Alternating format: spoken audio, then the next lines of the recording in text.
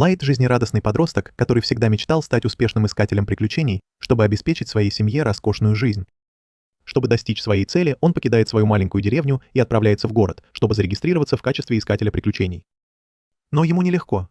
В этом мире богиня создала 9 рас, и люди считаются самой низшей из них.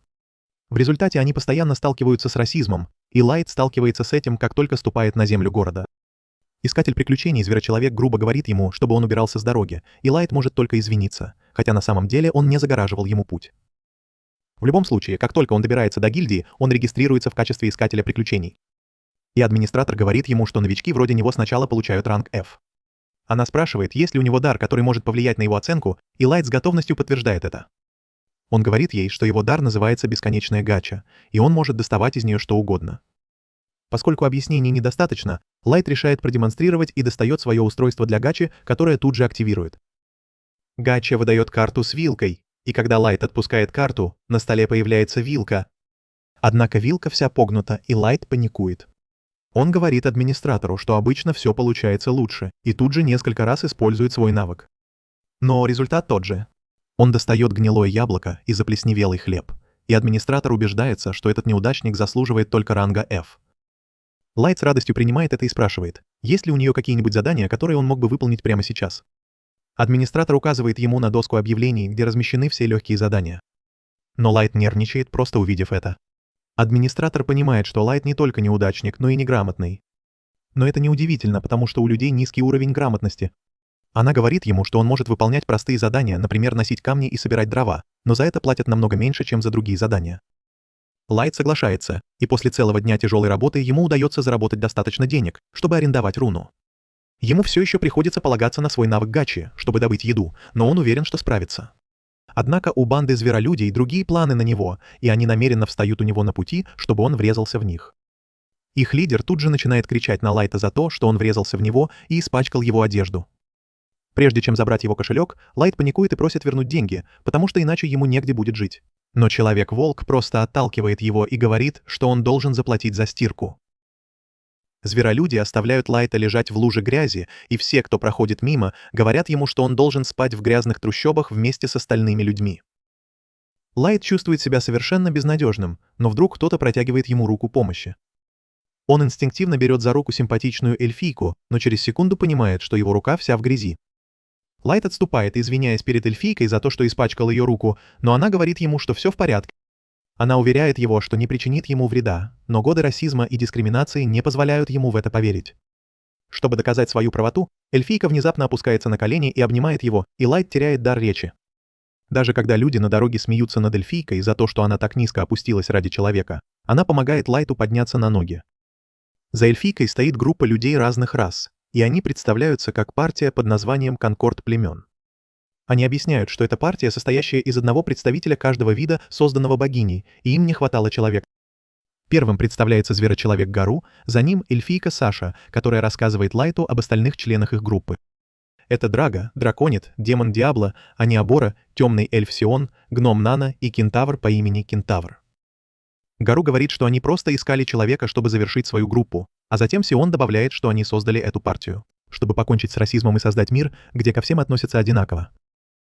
Лайт считает это слишком хорошим, чтобы быть правдой, но он не может отказаться от такой замечательной на первый взгляд партии и с радостью присоединяется к конкорду племен. Вскоре они отправляются в приключения, и Лайт оказывается самым слабым звеном в их команде. Драго и Саша спасают его от монстров и говорят ему быть осторожнее, потому что один удар монстра может его убить. Лайт извиняется за свою беспечность, но Саша начинает осматривать его на предмет травм и говорит, чтобы он всегда держался позади них. Остальные члены группы начинают дразнить Сашу, потому что она одержима Локи и очень заботится о нем. Она краснеет и объясняет, что видит в нем только члена команды. Лайт чувствует себя бесполезным, потому что ничего не может делать, кроме как нести багаж, но Драга говорит ему, что он готовит вкусный чай, и этого ему достаточно. Лайт очень рад это слышать и с радостью следует за командой вглубь подземелья. Вскоре они выходят на открытое пространство с единственным входом и выходом, и члены группы переглядываются, прежде чем решить, что это идеальное место для их плана. Не зная, в чем заключается план, Лайт начинает готовить чай для всех, когда к нему подходит Драга и говорит, что его увольняют из команды. Лайт даже не может осознать это заявление и спрашивает, что он такого сделал, чтобы его выгнали из команды. И зверочеловек Гару говорит ему, что его увольняют, потому что он ничего не делает. Все говорят Лайту, какой он бесполезный и глупый, и даже Саша смотрит на него с отвращением. Остальные члены группы начинают оскорблять Лайта и человеческую расу. Лайт думает, что это какая-то шутка, но они говорят ему, что ни у кого нет времени шутить над таким никчемным мусором, как он. Он спрашивает, почему тогда они так хорошо с ним обращались, и они отвечают, что это была просто игра. Драго говорит ему, что их начальство заметило его дар, неограниченную гачу, и решило, что он может стать маэстро. Поэтому они приказали конкорду племен присматривать за ним. Но как только они поняли, что дар Лайта бесполезен и он не может стать маэстро, они дали сигнал избавиться от него. Саша больше всех рада, что им больше не нужно держать Лайта рядом. Потому что если бы он действительно был маэстро, ей пришлось бы выйти за него замуж. И одна мысль об этом пугает ее. Лайт не понимает, что вообще означает слово «маэстро». Но потом Драго говорит, что они рассказали ему более чем достаточно, и им нужно прикончить его, пока сюда не пришли другие искатели приключений. Гару тут же превращается в росомаху и достает свои металлические когти, чтобы разрезать лицо Лайта. Только сейчас Лайт понимает, что он действительно в глубокой заднице и выхода из этой ситуации нет. В отчаянии он убегает так быстро, как только может. А российские ублюдки смеются над ним, говоря, что они его не отпустят. Саша стреляет ему в ногу, и когда Лайт падает на землю и начинает кричать, российские эльфы говорят, что слышать крики людей — это музыка для их ушей. Гару решает заставить Лайта кричать еще громче и начинает нападать на него, но Драго говорит ему остановиться, потому что они должны сделать так, чтобы все выглядело так, будто человек погиб от нападения монстров. Гару подчиняется приказу и готовится прикончить его, но Лайт ползет вперед, отчаянно цепляясь за жизнь. Внезапно земля под ним начинает светиться, и Лайт понимает, что он находится в центре круга телепортации. Драго тоже это замечает и приказывает Гору быстро прикончить его, но прежде чем он успевает добраться до Лайта, круг телепортации делает свое дело и уносит его прочь. Однако ситуация не становится лучше для Лайта даже после того, как его спасают от предателей-торговцев. Телепортационная ловушка переносит его в случайное место в подземелье, и он знает, что как только его найдет монстр, он умрет. Он начинает вспоминать свою семью и задается вопросом, что он такого сделал, чтобы его предали. Он думает о том, как хорошо все относились к нему, пока не решили предать его. Теперь он понимает, что их доброе отношение было всего лишь игрой, чтобы он им полностью доверял. И в конце они показали свое истинное лицо. Он очень зол и направляет свою ярость на то, чтобы выжить. Он встает, клянясь, что отомстит этим ублюдкам и разорвет их на части своими руками. Но прежде чем он успевает выругаться еще раз, Лайт слышит низкое рычание позади себя и, обернувшись, видит монстра 1000-го уровня, который смотрит на него. Он пугается, увидев монстра, потому что это что-то прямо из сказки. Лайт понимает, что его телепортировали на самый нижний этаж подземелья, и у Локи было больше шансов выжить, чем у этого монстра. Пока он думает, как ему справиться с монстром, его мысли возвращаются к его подарку, ультимативной гаче, и он решает рискнуть.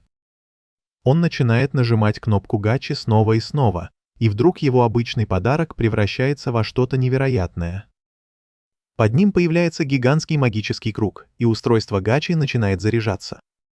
Лайт ничего не понимает, но как только монстр прыгает на него, гача завершается. Из него появляется служанка 9-го уровня, которая мгновенно уничтожает монстра.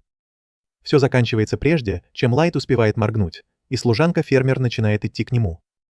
Она опускается перед ним на колени и мгновенно исцеляет его раны, говоря, что не может смотреть, как его шелковистая кожа повреждена.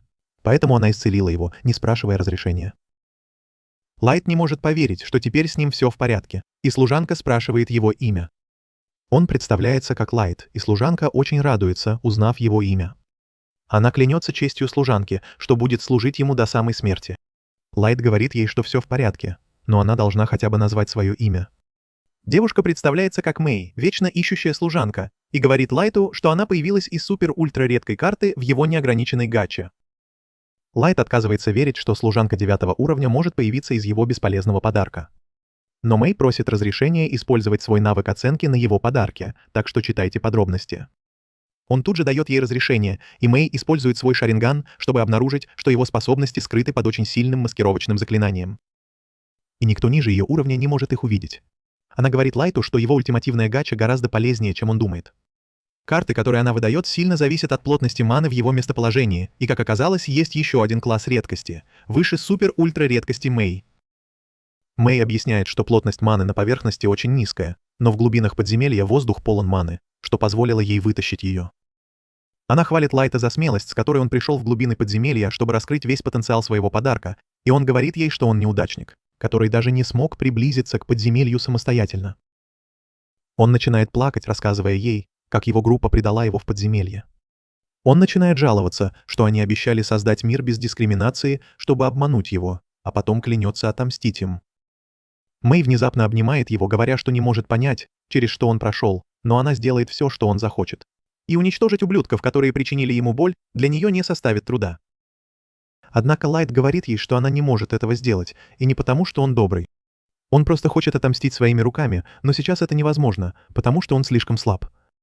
Он клянется, что заставит их всех страдать, прежде чем убьет, и Мэй снова опускается перед ним на колени, говоря, что если он хочет стать достаточно сильным, чтобы отомстить, она поможет ему в этом.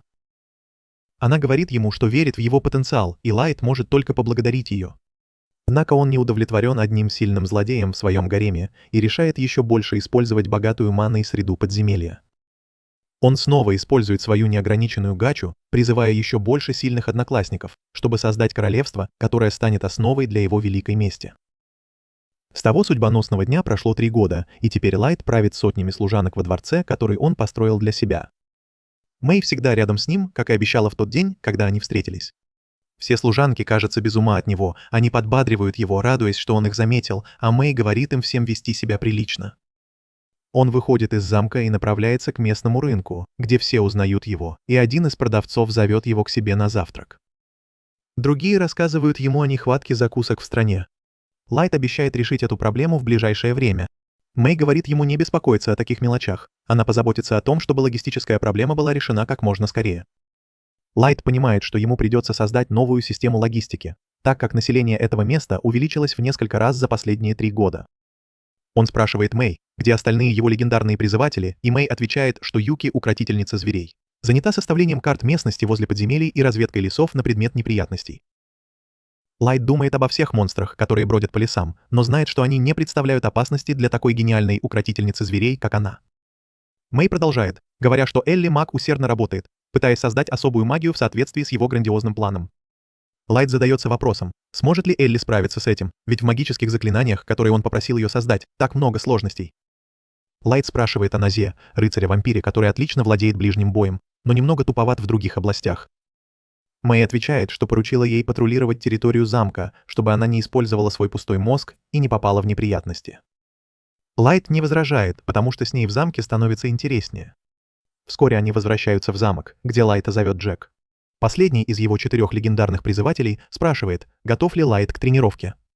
Мэй кажется немного раздраженной и говорит Джеку, что он должен обращаться к Лайту по имени, которое является хозяин. Но Джек — настоящий Сигма, который не верит в эту феминистскую чушь, поэтому полностью игнорирует ее. Лайт говорит Мэй, что все в порядке, потому что он считает Джека старшим братом, и говорит Мэй, что сейчас пойдет на тренировку с Джеком. На тренировочной площадке они оба готовятся к спаррингу, когда Лайт с невероятной скоростью бросается на своего призывателя. Ударив его прямо в пресс, Джек кажется доволен силой Лайта, утверждая, что любой обычный искатель приключений умер бы, если бы его так ударили. Но он может это выдержать, потому что он крепкий, как танк, и может выдержать огромное количество урона. Они снова встречаются посреди площадки, обмениваясь ударами, прежде чем отступить. Лайт продолжает наносить удары, от которых Джек уклоняется. Тем временем нас все еще патрулируют коридоры, покачивая своей пустой головой, когда ее приветствуют другие служанки, которые начинают с ней заигрывать, утверждая, что они все чувствуют себя в безопасности, потому что нас всегда рядом и следит, чтобы за углом не было опасности. Нас радуется, чего и добивались служанки, когда предложили ей пойти и убедиться, что в покоях Лайта все в порядке. Нас считает это отличной идеей и направляется в спальню. Но когда она пытается открыть дверь, из комнаты выходит Мэй. Нас спрашивает Мэй, что она делала в спальне Лайта, ведь он сейчас должен быть на тренировке. Мэй тут же краснеет, утверждая, что пыталась прибраться в комнате, пока его не было. Нас говорит ей, что она должна проверить комнату на наличие опасности. Но прежде чем Мэй успевает ее отчитать, Нас заходит в комнату и замечает, что кровать смята. Она с пустым взглядом говорит, что, похоже, кто-то лежал на кровати, нюхал подушки и катался по ней, и спрашивает Мэй, не она ли это сделала. Мэй решает использовать свой пустой мозг в своих интересах и уверенно заявляет, что это ее особый стиль уборки постели. Нас впечатлена этим и спрашивает, Может ли она тоже этому научиться? Но Мэй отказывается, утверждая, что это особый секрет, который она пока не может раскрыть. Тут нас вспоминает, что служанки хотели, чтобы она передала Мэй их сообщение. Она достает пергамент и отдает его Мэй, которая понимает, что другие служанки восстают против нее за то, что она монополизировала спальню Лайта и никогда не позволяла им убираться там. Мэй говорит нас, чтобы она не беспокоилась об этом, потому что она сама разберется со служанками и даже дает нас немного мелочи, чтобы та держала язык за зубами, что она с радостью берет и уходит. Она сразу же идет на рынок и начинает рассматривать все продукты, которые можно купить на эти деньги, но в конце концов решает попробовать пышные блинчики со свежим молоком. С этим она снова радостно направляется в замок, где находит Юки, сидящую на балконе. Она спрашивает Юки, закончила ли она свою работу в лесу и устала ли от дерьма называемой. Она показывает ей, что уже создала карту, которую хотела Мэй, и вернулась, чтобы отдать ее. Нас поздравляет ее и возвращается к своим обязанностям, прежде чем войти в тронный зал. Оказавшись в тронном зале, она начинает кричать во все горло, потому что рядом никого нет, кто мог бы ее остановить. После этого она запрыгивает на трон и начинает возиться с ним, случайно сломав одно из крыльев статуи ангела. Испугавшись Мэй, она тут же ставит его на место и убегает из тронного зала. Вернувшись на тренировочную площадку, Лайт и Джек продолжают сражаться, когда Джек предлагает закончить на сегодня и пойти в баню. Вскоре они идут в ванную, и, оказавшись в огромной ванне, Джек хвалит Лайта за то, что он так быстро освоил все навыки, утверждая, что он достаточно силен, чтобы справиться с большинством существ в подземельях. А это значит, что даже немногие могут бросить ему вызов на поверхности, но предупреждает его, что все еще есть те, кто хочет полностью уничтожить его при первой же возможности. Лайт становится серьезным, вспоминая предательство, с которым он столкнулся 3 года назад, и заявляет, что не успокоится, пока не отомстит. Вернувшись в покои Мэй, она вызывает 4 служанок и спрашивает, в чем их проблема, когда читает им их письмо. Оказавшись перед Мэй, 4 служанки молчат, не зная, что сказать. Они извиняются перед ней, утверждая, что это был просто способ выразить свою поддержку, потому что они знают, что Мэй перегружена работой. Мэй говорит им, чтобы они не беспокоились о ее работе и сосредоточились на своей. Она отказывает им в просьбе убрать комнату Лайта и вместо этого наказывает их, приказывая вручную убрать коридор, ведущий в тронный зал. Служанки удивляются этому, утверждая, что коридор слишком длинный, но Мэй говорит им продолжать, потому что это займет их, пока она будет на задании с Лайтом. Снаружи нас прилипло к окну магазина, разглядывая перчатку, которую она хотела бы купить, но у нее нет денег. Там она сталкивается с Элли, которая спрашивает, на что смотрит нас, и нас указывает на перчатку, прежде чем спросить Элли, почему она так быстро вернулась. Ведь она должна была следить за новым строительством. Элли отвечает, что строительство идет гладко, поэтому она решила сделать перерыв. Вскоре они начинают спорить о том, кто ближе к Лайту и кто важнее, когда Элли говорит нас, что она непосредственно участвует в плане мести, который разрабатывает Лайт. В отличие от нее, Элли утверждает, что недавно провела прекрасный вечер, выпив чашку чая с Лайтом, где они обсудили свой прогресс. И говорит, что в следующий раз, когда они встретятся, они устроят частный ужин. Нас утверждает, что даже она хочет выпить чаю с мастером. Прежде чем сказать Элли, что она занимается рукопашным боем, поэтому, если ей понадобится помощь, она может обратиться к ней. Элли улыбается и говорит, что обязательно воспользуется этим когда-нибудь. И с этими словами нас возвращается к своим бессмысленным обязанностям. Вернувшись в замок, 4 служанки замышляют что-то против Мэй, утверждая, что Мэй ничем не лучше злого усатого немца. И задаются вопросом, не стоит ли им пойти к Лайту и настучать на нее. Но они передумывают, потому что никто из них не хочет навлечь на себя ее гнев. Одна из них понимает, что Лайт так заботится о Мэй, потому что она была его первым призывом, а другая с фиолетовыми волосами утверждает, что Лайту потребовалось 2 месяца, чтобы наконец призвать Юки. Это значит, что они были вдвоем в подземельях целых 2 месяца. Они ужасно завидуют и начинают кататься по полу от ревности. Прежде чем решить заняться магией Вуду, они садятся на стол и произносят заклинания, чтобы Мэй исчезла из их жизни. К несчастью для них, Мэй подслушивает их и снова загоняет в угол. Служанки тут же начинают извиняться, утверждая, что они просто немного завидовали и не имели в виду ничего из того, что сказали. Мэй говорит им перестать фантазировать о чем-то странном, потому что в течение нескольких месяцев между ее призывом и призывом Юки Лайт изучал все, что мог, о магии и практиковал все боевые искусства, которые мог попробовать. Так что у них не было времени ни на что другое. Это немного успокаивает служанок. Мэй говорит, что вернулась сюда, потому что почувствовала, что была слишком строга с ними. Но теперь она понимает, что, видимо, это не так. Поэтому она говорит им, чтобы они убрали и тронный зал, потому что у них достаточно времени, чтобы попрактиковаться в магии Вуду. Они полностью в ее власти. У служанок не было выбора, кроме как выполнить ее приказ и убрать весь тронный зал. На этот раз они решили промолчать, чтобы не нарваться на неприятности. Но, вытирая пыль с трона, зеленоволосая идиотка случайно задевает крыло ангела, которое сломало нас. Крыло падает на пол, и служанки в ужасе думают, что это их вина, и гадают, что Мэй с ними сделает. На следующее утро Лайт входит в подземелье и видит, что нас, Элли и Юки уже ждут его. Он здоровается с ними, а нас и Элли уже начинают ссориться. Внезапно из тени появляется монстр, и Лайт замирает, понимая, что это адская гончая. Он знает, что стал намного сильнее, чем раньше. Но травма, полученная в тот день, все еще преследует его, и его кровь стынет в жилах каждый раз, когда он видит это чудовище. Но его спутники не боятся. Они злятся на адскую гончую за то, что она расстроила Лайта. Нас собирается разрубить ее на мелкие кусочки. Элли просит разрешения уничтожить всех адских гончих в этом мире. А Юки думает, сможет ли она найти ад и столкнуть это чудовище в самую глубокую яму. Одна их аура заставляет монстра отступить, когда он понимает, что ему не справиться с ними. Но Лайт успокаивает своих спутников, берет себя в руки и медленно подходит к монстру. Похлопав его по плечу, он понимает, что даже если бы он отдал приказ в шутку, его легендарный призыв действительно уничтожил бы всю расу в этом мире. Затем он поворачивается к ним и говорит, что им нужно подняться на поверхность, потому что сегодня они начнут свой план мести. Вернувшись на поверхность, зверолюди кланяются Пушистому, который был частью той группы, которая предала Лайта и оставила его умирать. Похоже, он стал местной знаменитостью, и люди буквально умоляют его переспать с их сестрами. Он идет со своими приятелями, как настоящий босс, и замечает человеческого ребенка, который роется в мусоре в поисках еды. Но пушистый расист и без всякой причины решает прогнать ребенка, сказав ему, чтобы он бежал и больше никогда не появлялся в этом районе, если ему дорога жизнь. Другие зверолюди радуются за него, как идиоты. Но их радость стихает, когда он входит в таверну.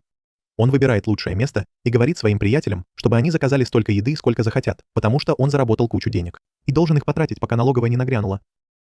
Пока люди голодают на улице, эти пушистые получают шашлык на огромном подносе.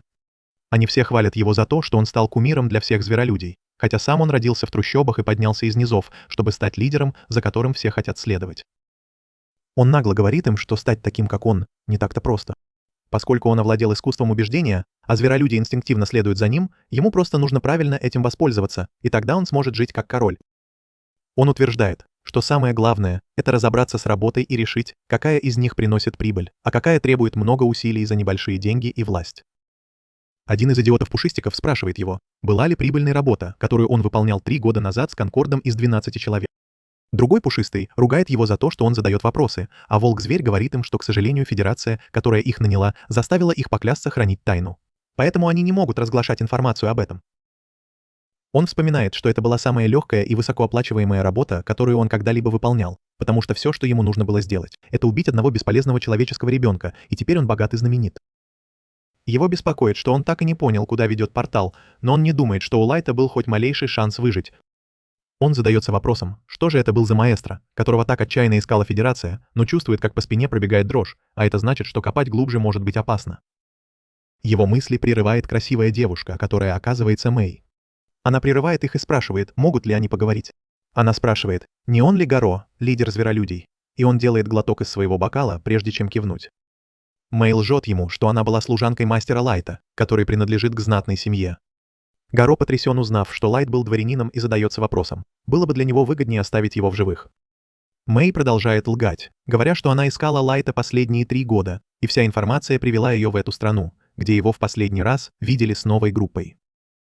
Гаро отвечает, что он был членом этой группы, и Лайт действительно был с ними, и от этого у Мэй наворачиваются слезы. Она лжет, что слышала, что Лайт погиб в подземельях и больше его никто не видел. Гаро кивает, утверждая, что это правда, Лайт встретил несчастье и умер. Но Мэй спрашивает его, может ли он отвезти ее туда, потому что это принесет ей утешение, если она найдет место, где Лайт был в последний раз жив. Гаро грубо спрашивает, что ему за это будет, и к его удивлению Мэй кладет на стол сумку с 3 слитками чистого золота. Его приятели шокированы и не могут вымолвить ни слова, но Гаро сохраняет невозмутимое выражение лица. Он задается вопросом, не ловушка ли это, или девушка действительно хочет, чтобы он отвел ее в подземелье. Он решает согласиться, потому что считает, что одна человеческая девушка не сможет даже прикоснуться к его волосам, не говоря уже о том, чтобы представлять для него угрозу. Гаро, наконец, ведет ее в подземелье со своими приятелями в качестве сопровождения и после нескольких часов ходьбы спрашивает Мэй, все ли с ней в порядке. Мэй выглядит уставшей, но улыбается и говорит, что еще может идти. Гаро думает о том, что все эти удивительные возможности сами падают ему в руки, ведь он собирается забрать у нее все золото и изнасиловать ее на могиле Лайта. Наконец они входят в пещеру, где Лайт был брошен умирать. Гаро говорит Мэй, что здесь Лайт попал в аварию. Он лжет, что на них напала группа монстров, и у Лайта не было времени убежать, его изрубили на куски, а потом поймали в телепортационную ловушку, после чего его больше никто не видел. Мэй падает на колени и плачет, а Гаро думает о том, какие жалкие эти люди, которые даже не чувствуют опасности. Его приятели занимают свои позиции, блокируя единственный выход. Он продолжает бессердечно лгать о том, что пытался спасти его, но не смог. Как раз в тот момент, когда он собирался напасть. Голос Мэй меняется, когда она говорит, что только самые мерзкие существа на Земле могли обмануть такого чистого сердцем человека, как Лайт, привести его в грязное подземелье, а потом предать. Она оглядывается, понимая, что если бы она пришла на службу к Лайту немного раньше, его бы не выгнали, не ранили стрелой в ногу и не избили до полусмерти. Гаро сразу чувствует угрозу и отпрыгивает назад. Он удивляется, откуда эта женщина все знает. Его приятели выглядят растерянными, потому что не знают всей правды. Но Гаро знает, что единственные, кто мог знать о случившемся, это 12 членов его отряда и некоторые представители элиты страны. Он требует сказать, на кого она работает, и спрашивает, не шпион ли она, посланный вражеским племенем. Она смеется над ним и говорит, что работает только на Лайта, и теперь он столкнется с ее гневом. Одного ее взгляда достаточно, чтобы напугать его. Это удивляет даже его самого. Он напоминает себе, что она всего лишь жалкий человек, который ни на что не годен, кроме как использовать и выбросить. Но от ее взгляда у него по спине бегут мурашки. Он понимает, что это не шутка, потому что его инстинкты говорят ему, что он умрет, если будет с ней драться. Но прежде чем Мэй успевает прикончить их, из темного угла раздается голос Лайта, который просит Мэй успокоиться, потому что он сам разберется с Гаро. Гаро отказывается верить голосу, который слышит, но Лайт наконец появляется, приветствуя Гаро, как будто они давно не виделись, и говорит, что пришел, чтобы отомстить ему за то, что он сделал 3 года назад. Гаро сразу же обретает уверенность и смеется, говоря, что никогда не думал, что снова увидит Лайта. И издевается над ним, говоря, что ничтожный человек 15 уровня ничего не может сделать против рейдового босса 150 уровня, такого как он.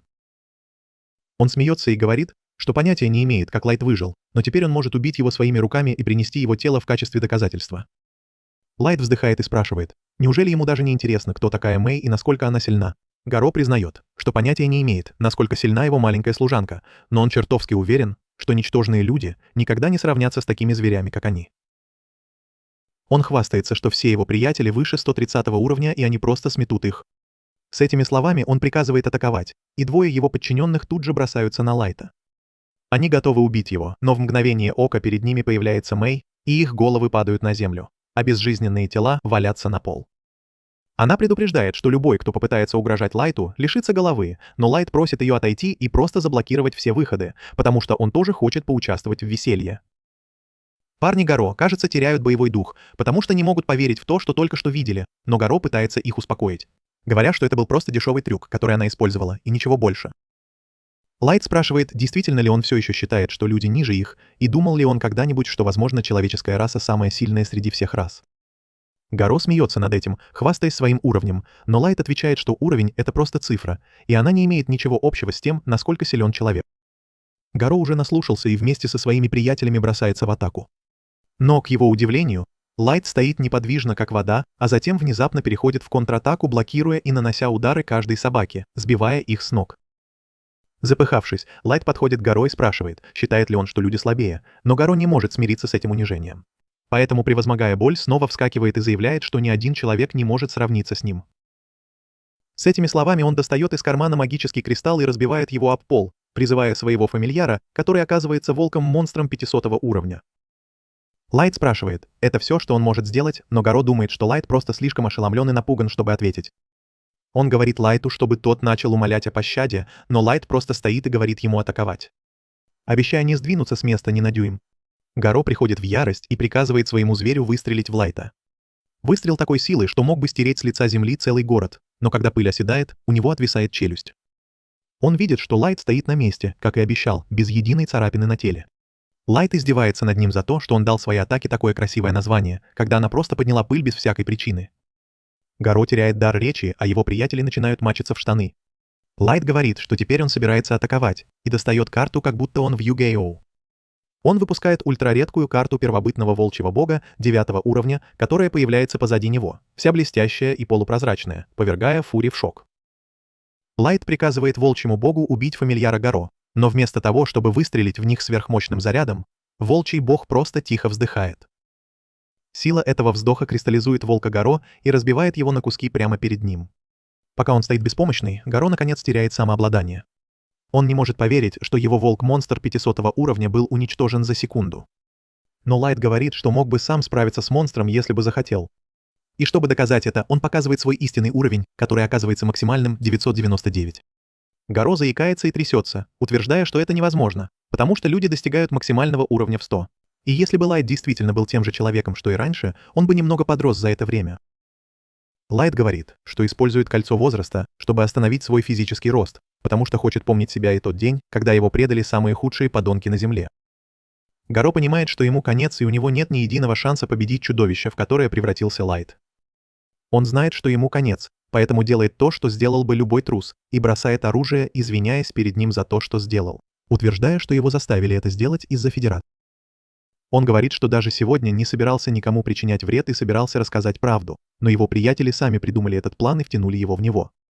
Его подчиненные не могут поверить, что это тот же человек, который хвастался своими навыками и силой только сегодня утром. Он склоняет голову и просит прощения, и даже соглашается стать его личным питомцем, если Лайт захочет. Но Лайту все равно, и он просто спрашивает, кто такой маэстро и почему правительство так одержимо его поисками. Гаро честно отвечает, что понятия не имеет, кто это, и правительство просто сказало им, что это, скорее всего, человек. Затем Лайт спрашивает, почему они решили убить его, когда поняли, что он не маэстро. Гаро тут же кланяется и говорит, что он правда не знает, и им просто приказали это сделать. Лайт обращает внимание на приятелей и спрашивает, есть ли у них какая-нибудь информация. Чтобы спасти свою шкуру, подчиненные начинают утверждать, что у них есть нужная информация. Но Мэй использует свой особый взгляд, чтобы увидеть их ложь, и разрезает их на куски, проливая кровь повсюду, и говорит, что любой, кто вет перед Лайтом, умрет от ее руки. Затем он снова поворачивается к Гаро и спрашивает, есть ли у него шанс победить, если он выйдет на поверхность и начнет войну. Гаро честно отвечает, что он очень силен и может в одиночку справиться с целыми народами. Но когда народы объединятся со всем оружием, которое они собирают, ему будет трудно справиться, потому что он всего лишь один человек с горничной. Лайт улыбается и говорит, что хочет кое-что ему показать, и использует магию телепортации, чтобы перенести их в свой тронный зал. Гаро потрясен до глубины души, когда видит армию, которую собрал Лайт, с самой низкой пешкой 500 уровня, 4 горничными 900 уровня и бесчисленным количеством других, от 6000 до 9000 уровня. Гаро не может говорить, по его лицу текут слезы, когда он понимает, что Лайт может уничтожить всю планету в мгновение ока, что делает его практически богом, и задается вопросом, что будет, когда начнется война. Проходит пара месяцев, и Лайт наконец выходит из подземелья и вместе со своей командой отправляется в свою старую деревню, чтобы показать своей семье, что он стал достаточно сильным, чтобы заботиться о них вечно. Но когда он наконец добирается до своей деревни, его глаза, полные радости и тоски по дому, наполняются шоком и ужасом, когда он видит, в каком состоянии находится вся его деревня. Он бежит к деревне, не веря своим глазам, и падает на землю, совершенно потеряв надежду. Мэй и остальные успокаивают его и обещают отомстить тому, кто это сделал. Единственное, что его утешает, это то, что, обыскивая деревню, они не нашли тел его семьи среди других погибших жителей. Поэтому он все еще надеется, что его семья могла спастись. И, возможно, все еще прячется где-то в этой стране. С тех пор прошло несколько недель, и Лайт решает снова посетить разрушенную деревню. Он хочет все обдумать. В прошлый раз он был так подавлен, что мог упустить какие-то важные детали, которые могли бы подсказать ему, что случилось с его семьей. На этот раз его сопровождают рыцарь в доспехах по имени Голд и седовласый убийца по имени Нем. Вид деревни снова наполняет его ужасом, но он сохраняет спокойствие и с помощью своих спутников создает могилы для погибших жителей. Он кладет цветы на могилы, понимая, что это определенно работа группы искателей приключений из другой расы. Пока он размышляет, Голд начинает жаловаться, что им нужно поскорее уходить, иначе им придется ночевать под открытым небом. Нем злится на него и говорит, что Лайт еще не закончил, и они должны дать ему столько времени, сколько нужно. Голд отвечает, что ради Лайта он готов отправиться на вершины ледяных гор и в глубины самого глубокого ада. Но он также знает, что им нужно найти безопасное место для отдыха, где ему будет комфортно в состоянии траура. Нем не может с этим поспорить. И этот небольшой спор, кажется, поднимает настроение Лайту, который улыбается и встает, говоря им, чтобы они не волновались, потому что он в порядке. Он говорит, что они скоро найдут какое-нибудь жилье. Но сначала им нужно собрать больше информации. Они уже знают, что их сил достаточно, чтобы захватить весь мир. Но Лайт все еще считает, что им нужно действовать осторожно и не торопиться с началом войны. Голд соглашается с этим и говорит, что нужно знать своего врага так же хорошо, как самого себя, если хочешь выиграть войну без потерь. Лайт соглашается и говорит, что сначала нужно выяснить сильные стороны всех народов. И еще он думает, что нападение на его деревню может быть связано с тем, что он может быть потенциальным маэстро. Тот факт, что тайное общество, которое когда-то приговорило его к смерти, пошло на убийство всех жителей его деревни, приводит его в ярость. И он обещает сжечь весь мир дотла, чтобы искоренить все зло. Нем потрясен аурой, исходящей от Лайта, но Голд успокаивает его и говорит, что он должен сдерживать свой гнев, пока они в городе, потому что они пока не хотят устраивать резню. Это возвращает Лайта к реальности, и он успокаивается, прежде чем надеть уродливую маску, и они готовятся войти в город. Они летят в город Дагас, и по дороге Нем спрашивает Лайта, что они будут делать, когда окажутся в городе. Лайт говорит, что сначала им нужно вести себя тихо, чтобы Конкорд-12 не заподозрил их, и им нужно зарегистрироваться в гильдии искателей приключений. После регистрации они повысят ранг своей группы, насколько это возможно, потому что чем выше ранг их группы, тем больше информации они смогут получить от людей, которым нужна их помощь, или от тех, кто хочет получить их покровительство и защиту. Голд отвечает, что план отличный, но спрашивает, стоит ли им идти пешком, иначе они сразу же привлекут к себе внимание.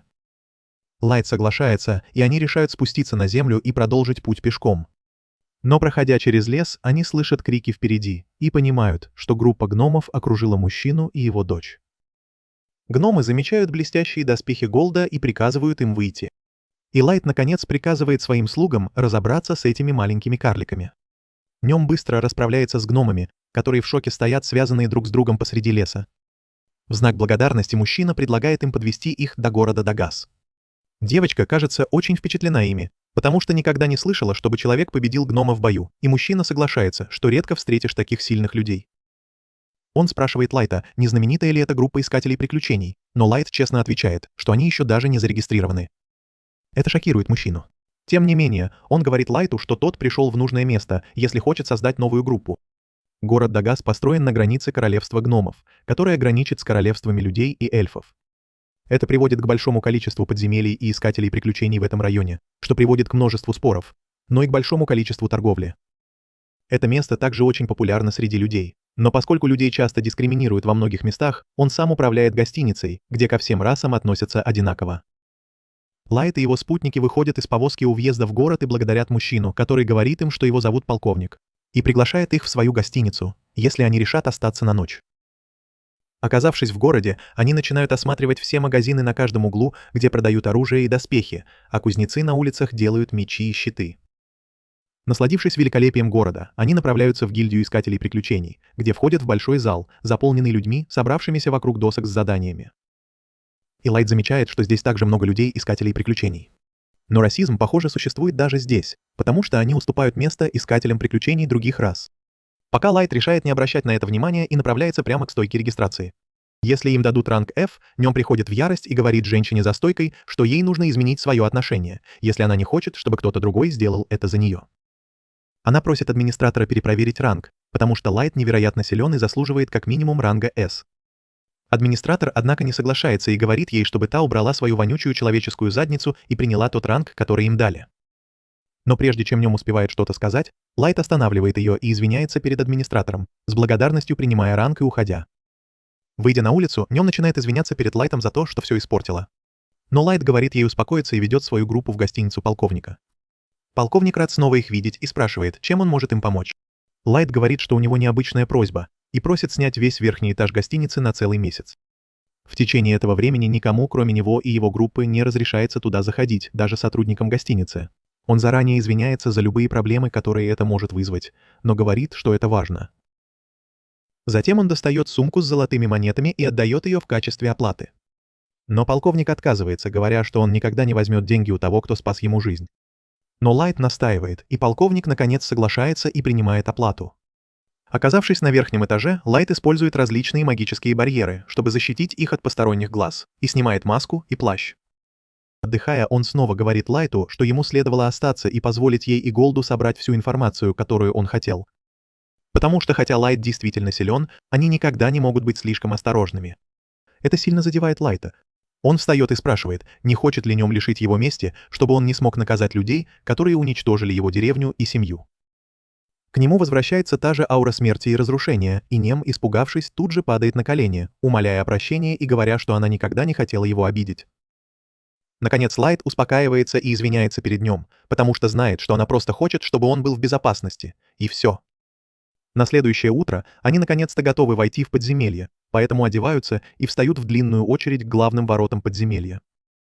Стоя в длинной очереди, 3 фигуры в капюшонах пробираются вперед, опережая группу молодых людей-искателей приключений, просто благодаря своей уверенности. Лайт уже знал, что эти искатели приключений принадлежат к другой расе. Но в то время как все остальные люди-искатели приключений были напуганы, Лайт заговорил и сказал мужчинам в капюшонах встать в очередь, как и все остальные. Один из мужчин в капюшоне оборачивается в гневе и изумлении. Удивленный тем, что человек осмелился заговорить с ним, Лайт говорит ему, что если он из благородной семьи, то, вероятно, не хочет устраивать сцену. Но у мужчины в капюшоне, похоже, есть свои проблемы с гневом, и он готов вытащить оружие. Но другой мужчина и его группа останавливают его, и они вскоре уходят из очереди, но уходя, мужчина в капюшоне говорит Лайту, что это еще не конец. Все люди поддерживают Лайта, говоря, что у них никогда не хватило бы смелости заговорить с представителями других рас. А молодые искатели приключений перед ним спрашивают, почему они не взяли с собой припасы, ведь, по их словам, это подземелье очень большое, и на его прохождение может уйти несколько дней. Поэтому искатели приключений всегда берут с собой припасы, чтобы разбить лагерь на ночь. Вскоре они входят в подземелье и оказываются в совершенно новом мире, полном своих существ и монстров. Как только Лайт убедился, что их никто не видит, он использует магию маскировки, а затем магию полета, чтобы они могли пролететь через подземелье незамеченными. Тем временем в джунглях мужчина в капюшоне снимает плащ. Все еще злясь на то, как этот маленький человечишка его оскорбил, он достает из-за спины огромный меч и кричит, что его зовут Кайдо. Он самый молодой эльф, когда-либо вступавший в ряды элитных белых рыцарей, и в его жилах течет кровь мастера. В ярости он убивает всех орков, пронзая их головы, а темный эльф по имени Юн говорит ему успокоиться. Кайдо все еще злится, потому что не может повысить свой уровень, который, похоже, ограничен 15 сотнями. Он говорит ему, что у любого нормального эльфа уровень обычно не превышает 700, но Кайдо это не устраивает, и он обещает себе, что превзойдет этот уровень, чего бы это ни стоило. Вернувшись на 3-й этаж, Лайт и его группа уже прошли и этот этаж. Они решают закончить на сегодня и забрать все магические камни в качестве доказательства прохождения уровня. Собрав все, они решают вернуться на поверхность. Любуясь красотой подземелья, они понимают, что без способности летать им потребовалось бы много времени, чтобы перейти с одного этажа на другой. Но благодаря своим навыкам они могут пройти несколько этажей за один день. Возвращаясь, они замечают, что молодые искатели приключений сражаются с группой гоблинов. Лайт решает понаблюдать за ними, и им удается убить всех благодаря хорошей командной работе. Но Лайт тут же спускается вниз и убивает кустарниковую змею, которая подкрадывалась к девушке-магу сзади. Лайт говорит молодым искателям приключений, что они не должны слишком сосредотачиваться на враге перед ними и всегда быть начеку, и молодые ребята благодарят его за помощь. Внезапно из леса выбегает стая волков. Искатели приключений пугаются и хотят убежать. Но, к их удивлению, волки не нападают, а просто убегают. Но на все их вопросы есть ответы. Из леса появляется огромный богомол, готовый уничтожить все на своем пути. И только Лайт стоит между монстром и жизнью этих молодых искателей приключений. Молодые искатели приключений в ужасе смотрят на богомола, пытаясь придумать, как им выбраться отсюда живыми. Лидер группы оборачивается и пытается взять себя в руки, но его голос дрожит, когда он говорит Майя, розоволосой девушке, что она должна использовать заклинание огненного шара на богомоле, чтобы отвлечь его. Затем он поворачивается к Лайту и умоляет его помочь им, потому что они смогут выжить, только если будут действовать сообща. Он говорит Лайту, что им нужно как-то объединиться и сбить монстра с ног, чтобы у них было время убежать отсюда. Лайт немного растерянно смотрит на него и спрашивает, не хотят ли они охотиться на зверя. Маленький мальчик в шоке смотрит на Лайта и кричит, что, конечно, они не хотят охотиться на зверя, потому что зверь сейчас охотится на них. Тогда Лайт спрашивает, не будет ли он против, если он убьет монстра и заберет добычу. Мальчик думает, что Лайт сошел с ума, и говорит ему, что его план нелеп, а монстр слишком силен, им нужно бежать как можно скорее и сообщить гильдии об этом суперсильном монстре, чтобы они немедленно запечатали подземелье. Но Лайт просто улыбается и говорит мальчику не волноваться и отойти в сторону. Он поворачивается к Голду и Нему, которые оба хотят размяться, и Нем говорит, что это будет хорошей разминкой, потому что монстр-богомол должен быть не ниже 500 уровня. Они собирались решить, кто пойдет первым, но Голд решает схитрить и сам бросается на монстра.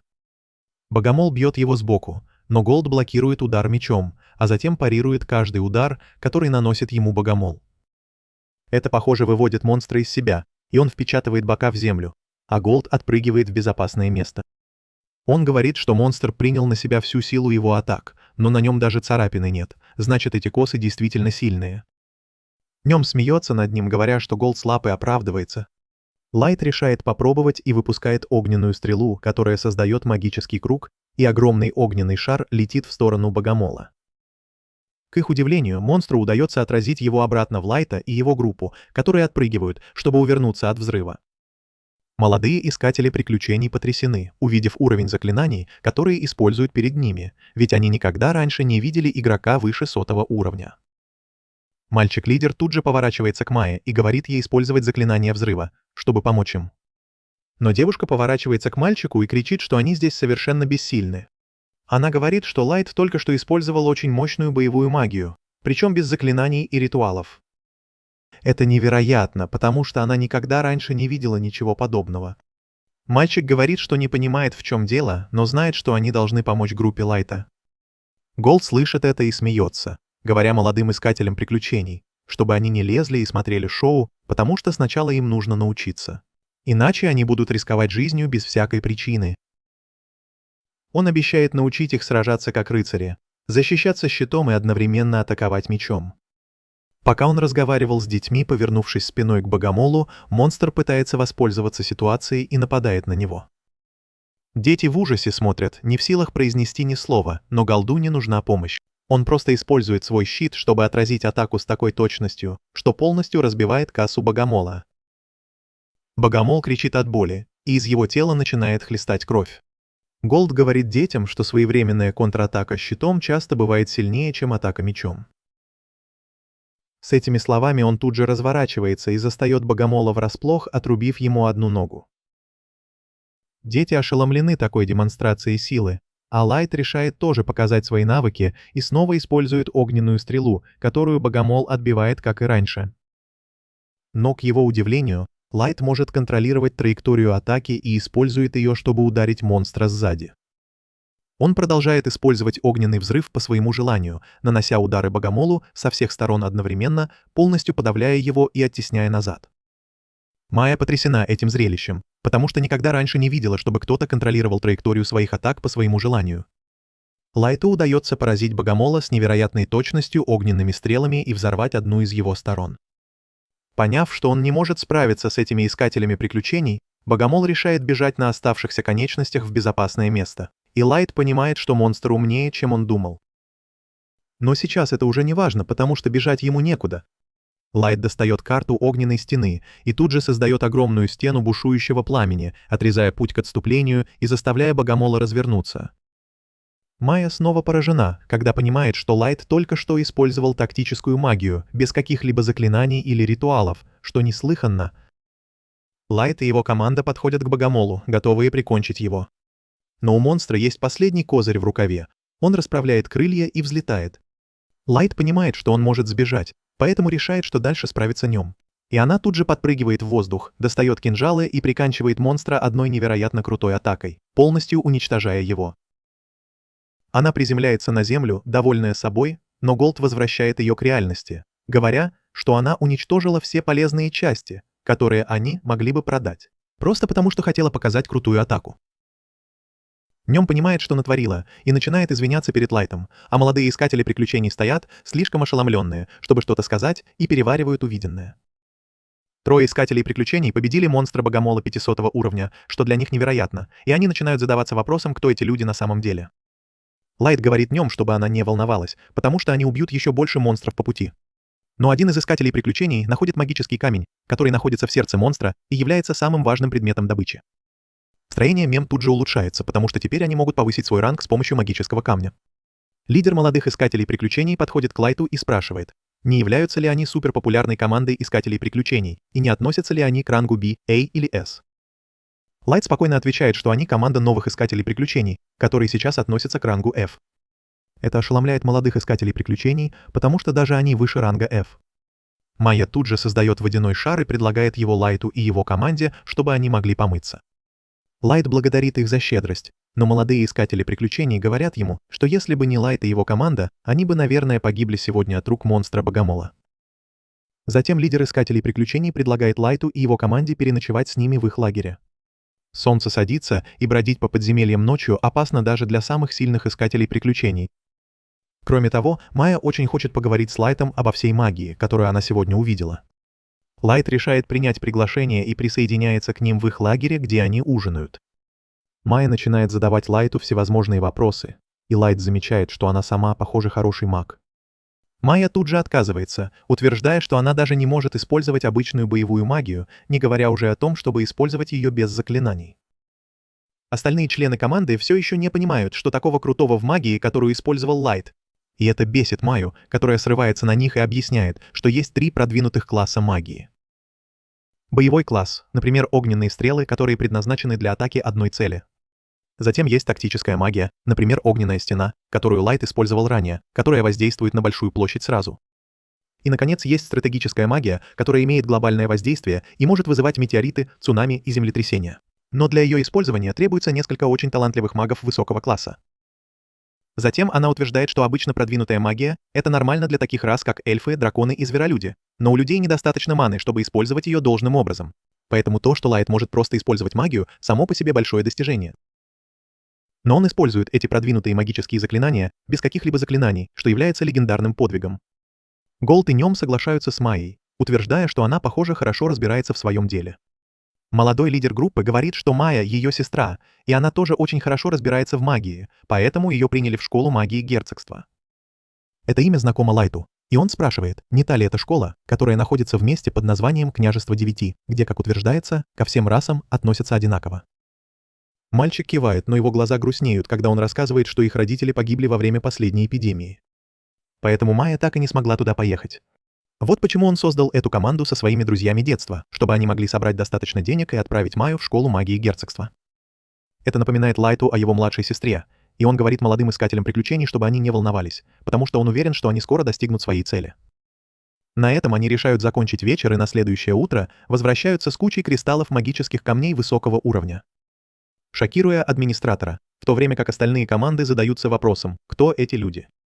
Администратор с радостью принимает их кристаллы и возвращает деньги, после чего они покидают гильдию и идут по рынку.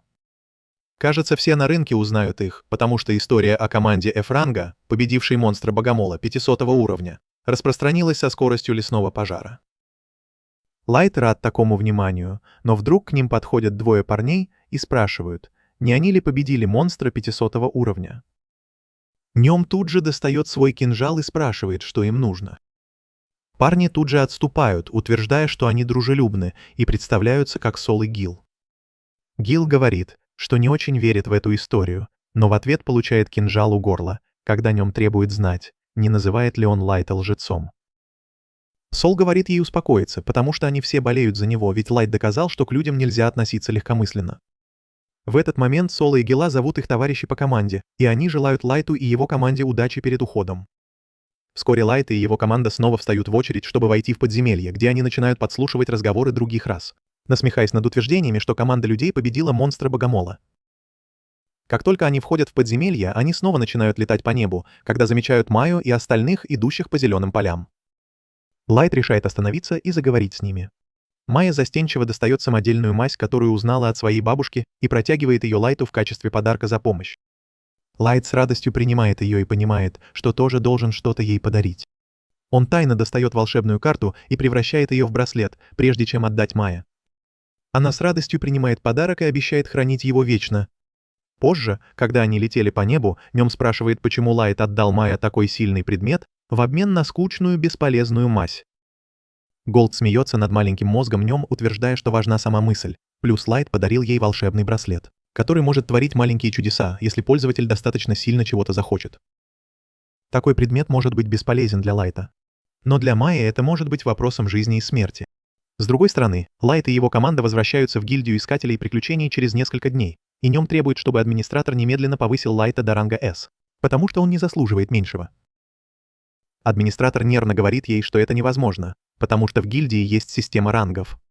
Она напоминает Нем, что всего несколько дней назад они сделали исключение для Лайта и повысили его до ранга D сразу после того, как он убил Богомола Косу. Однако администратор пугается постоянных нападок Нем и говорит, что если Лайт совершит еще один подвиг, он может получить еще одно повышение. Лайту нравится эта идея, и он решает отправиться за охотником на искателей приключений, который, по слухам, охотится только на людей.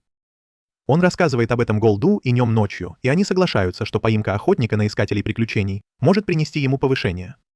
Однако у них нет никаких зацепок, с чего начать расследование. Пока они обдумывают идеи, Лайт вдруг замечает, что кто-то идет к ним. Он тут же надевает маску, пока его друзья готовятся к бою, и перед ними появляется портал. Они с нетерпением ждут, когда из него выйдет враг. Но к их удивлению, вместо этого из него выпадает Майя.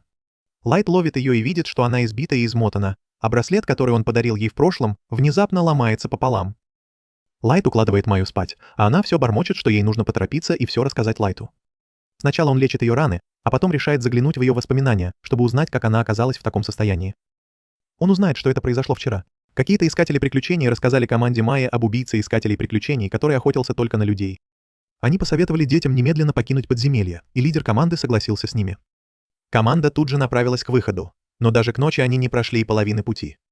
Лидер увидел, что все устали, и задумался, безопасно ли разбивать лагерь. Когда они увидели другую команду, которая полностью скрыла свои лица, Майя сказала брату, что они должны предупредить этих людей об опасности.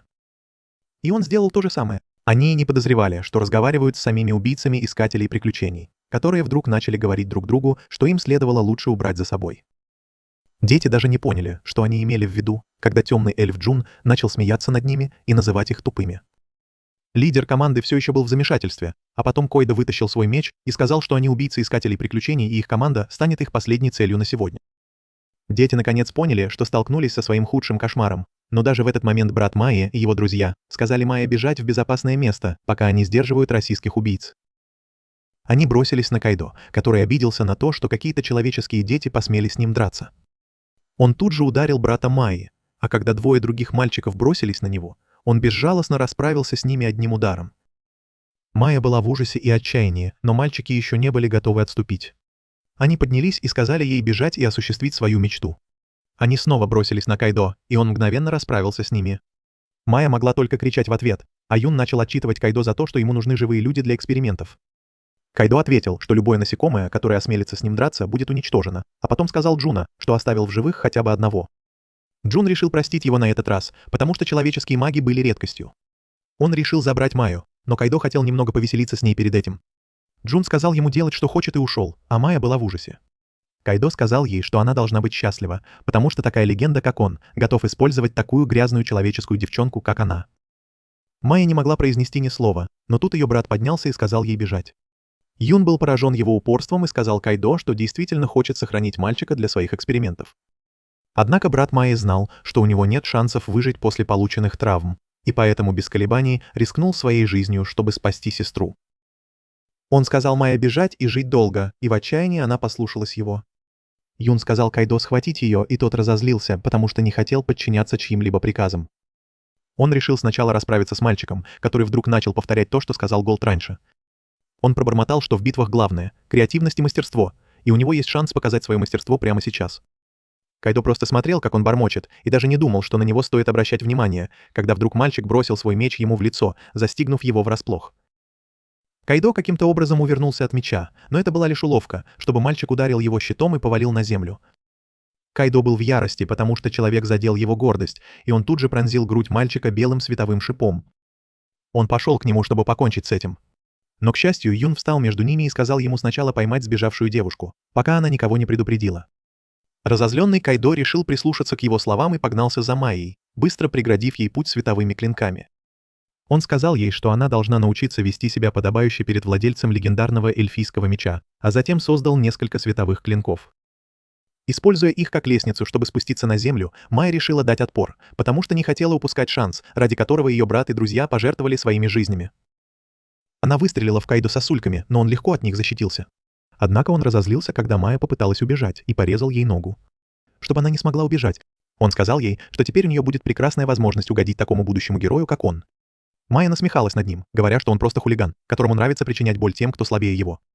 И если она когда-нибудь встречала человека, достойного называться героем, то это был Лайт. Ее слова задели Койдо за живое, потому что другие эльфы всю жизнь называли его хулиганом. Он сорвался, когда Майя назвала его бесхребетным неудачником, и послал свои световые клинки, чтобы убить ее. Майя отчаянно хотела сбежать и добраться до Лайта, потому что только он мог ей помочь. И ее браслет превратил ее желание в реальность, телепортировав ее в его комнату. Теперь, когда Лайт узнал всю ее историю, он говорит нему и Голду, что им нужно немедленно уходить. Вернувшись в подземелье, Кайдо подходит к Юну, который лечит брата Майи, который все еще жив. Как только Юн видит Кайдо, он спрашивает его о Майе, и тот отвечает, что думал, что она телепортировалась сюда, чтобы спасти своего брата. Юн выходит из себя и спрашивает Кайдо, как бывший член могущественных белых рыцарей мог проиграть простой человеческой девчонке. Кайдо злится и говорит, что не знал, что у девушки будет с собой предмет для телепортации, и, услышав это, Юн тут же обмочился. Он понимает, что если Майя доберется до гильдии и все им расскажет, эльфийская страна быстро об этом узнает и отправит белых рыцарей, чтобы арестовать их и забрать легендарный меч, который украл Кайдо. Кайдо сходит с ума, услышав это, потому что знает, насколько сильны белые рыцари, а их капитан выше 3000 уровня. Он начинает топать ногами от досады. Но Юн говорит ему, что еще не поздно, потому что, если он завершит свое исследование, Кайдо сможет преодолеть свой предел уровня и стать сильнее капитана белых рыцарей. Кайдо воодушевляется, когда Юн говорит ему, что им нужно найти безопасное место, чтобы начать его исследование. Но тут появляется Лайт и говорит, что они никуда не пойдут. Эльфы узнают его и удивляются, как он так незаметно появился у них за спиной. Но Лайт пока не обращает на них внимания. Сначала он укладывает 2 мальчиков, а затем Голд приносит ему раненого лидера, говоря, что его раны плохо зажили. Эльфы потрясены, увидев, что мальчика увели прямо у них из-под носа, а они этого не заметили. Лайт быстро его лечит, а затем говорит, что ни один из мальчиков этого не заслужил. Они жили честной жизнью и просто хотели собрать достаточно денег, чтобы отправить Майю в магическую академию. Но теперь уже слишком поздно. Он думает, что они могли бы стать друзьями, если бы все пошло нормально. И он в ярости, что потерял это из-за эльфов. Он клянется, что накажет их за это, и Юн пытается взять ситуацию под контроль, говоря, что они не преступники, и он вылечил мальчика, когда нашел его тяжело раненым. Однако Лайт говорит, что Майя связалась с ним, и теперь он все о них знает. Эльфы паникуют, но Лайт уверяет их, что еще ничего не рассказал гильдии. Кайдо вдруг смеется, услышав это, и говорит, что сегодня его счастливый день, потому что теперь ему просто нужно прикончить Лайта, и тогда никто не узнает, что здесь произошло. Лайт приходит в ярость, услышав это, и заявляет, что не позволит гильдии поймать их, потому что они его добыча. Он дает волю своим убийственным намерениям и говорит эльфам, что разорвет их голыми руками, а затем приказывает Нему и Голду держаться подальше, и они подчиняются его приказу. Лайт подходит к эльфам, и Кайдо злится на его самоуверенность. Он бросается на него и со всей силы замахивается мечом, но Лайт легко блокирует удар своим посохом. Кайдо потрясен этим, но продолжает атаковать Лайта, который без труда блокирует его удары. Юн не может в это поверить, а Голд и Нем думают, что Кайдо слабак, который даже не может контролировать свою ярость в бою. Лайту тоже надоела его жалкая ярость, и он парирует его следующую атаку, из-за чего тот теряет равновесие. Затем он бьет его прямо в грудь, выбивая из легких весь воздух мощным ударом. Он насмехается над эльфом, говоря, что ожидал от него большего, и это выводит Кайдо из себя. Он встает и высвобождает всю мощь своего легендарного меча, посылая в Лайта лучи света. Лайт легко уклоняется от первого луча, но на его месте появляется ледяной кристалл, который ударяется о землю. Лайт удивлен этим и понимает, что магические лучи, выпущенные Кайдо, зачарованы разными стихиями. Он начинает убегать, чтобы увернуться от магических лучей, и понимает, что они недостаточно сильны, чтобы нанести ему урон, даже если он будет стоять на месте. Внезапно Кайдо появляется позади него в воздухе и со всей силы бьет его, но Лайт без труда блокирует удар. Юн не верит своим глазам, потому что ни один человек не может противостоять эльфу 15 уровня, такому как Кайдо, но Лайт явно превосходит его. Кайдо тоже злится и обвиняет Лайта в том, что он фехтовальщик и обманывает людей, одеваясь как маг. Он начинает истерить и называет его мошенником, но Лайт отвечает, что он действительно маг. Кайдо не верит ему, поэтому Лайт просто создает в небе сотни ледяных мечей без каких-либо заклинаний. Кайдо напуган этим и в отчаянии посылает магические мечи в атаку на Лайта, который точно отражает их ледяными сосульками. Юн не верит своим глазам, потому что это под силу даже самым могущественным эльфам-магам. Тем временем Кайдо продолжает атаковать Лайта магическими мечами. Но он использует ледяные сосульки как барьер для защиты от любых атак. Кайдо начинает кричать, что Лайт, должно быть, каким-то образом жульничает, потому что он не может победить священный меч Грандиус, который был дан старому маэстро самими небесами.